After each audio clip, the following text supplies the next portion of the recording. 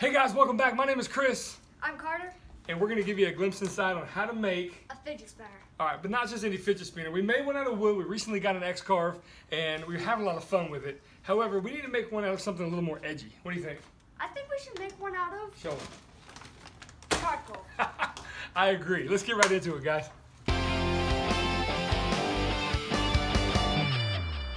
Well, to make these out of charcoal, we got to make a mold first. We take the prototype we made earlier and we use its size to give us the measurements we need to make a mold that's going to make 2 fidget spinners. We're going to make the mold out of some scrap 1/2-inch plywood. As you can see here, I take these little strips to the crosscut sled, cut out exactly the pieces I need to make the mold the size I need, and I'm going to build it with some CA glue and some activator.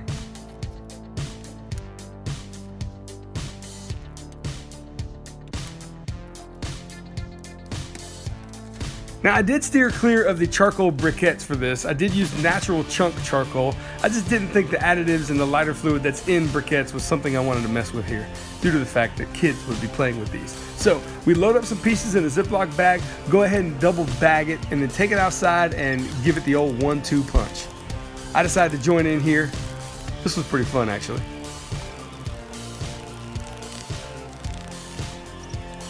Back into the garage now, we're going to take all that pulverized charcoal, we're going to run it through a strainer 2 times to give us a very fine powder, or a fine dust if you will, that's going to become the pigment that's going to go into this 2-part polyester resin. What we do is we add some catalyst to it, of course to the manufacturer's instructions. We go ahead and put some of this charcoal in there, and essentially we've got a black, almost tar-like consistency that we're going to pour into this mold. Make sure it's level, of course. And pour it in there, and we're gonna let it set up.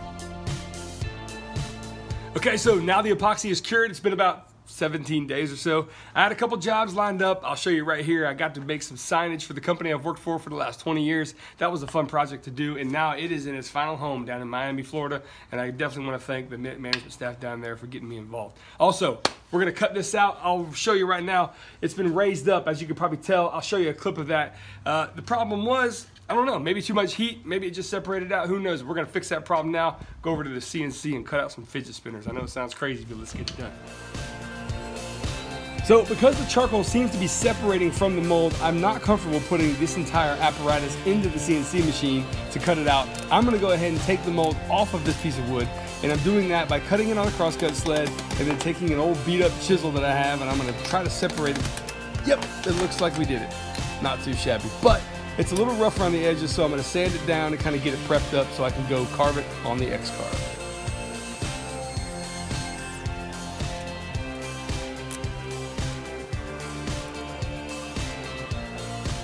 And now onto the digital fabrication portion of the video. Now I get it, not everybody has access to a CNC, and neither did I for a lot of years. However, I put a feeler out on Facebook and I found a guy who was actually getting rid of one, and I got it for an absolute steal. So I'm gonna use it. It's a little older model, but it still works great. And here we go. So Easel is the program that they give you when you have an X-Carve, and it has a fidget spinner generator built right into it. Go figure.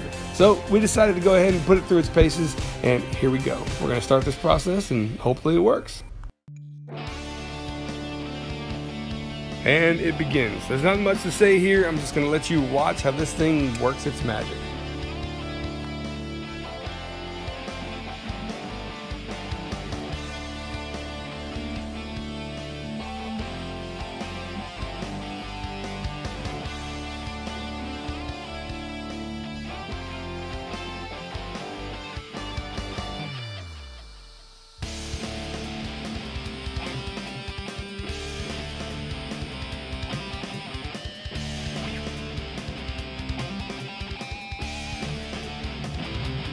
Well, and there you have it, guys. You can see those tabs are left in there to keep the pieces intact. That way they don't fly off in the cutting process.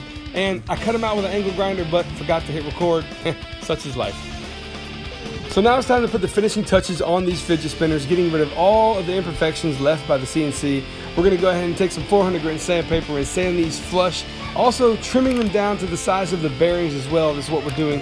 And as you can see, sandpaper gunks up quite a bit, but if you got one of those little sandpaper erasers, I definitely recommend using one. Now to put some final finishing touches on with some hand sanding to kind of break the edges and spray down some spray shellac on both of these for the final finish. Now it's time to assemble. As I'm putting the bearing in, oh my God, disaster. I mean, well, it's just a fidget spinner, I get it. But I couldn't believe it. The wooden one I previously made, there was no problem. Well, this is like plastic and it's very fragile. So, a little CA glue and some activator, and I didn't film this process, but it actually went back together fairly well. And now it's back to the drawing board in terms of finishing it again, and you'll see what happens. So I sand it. I do a little wet sanding as well. I've come up with one of my long driver bits. I've gone ahead and wrapped some sandpaper around it. I used this on the edges and I used it in the middle to kind of widen the diameter so the bearing fit in there properly. And this time I've gone with some clear coat and well, I think that's a pretty good recovery. This process was so humbling. I'm trying to make a simple fidget spinner for crying out loud. And to be honest, I'm glad it's over. It's not 100% over. So here's the technique I use to widen up these holes just a little bit so they don't crack, they don't break when you put these bearings in.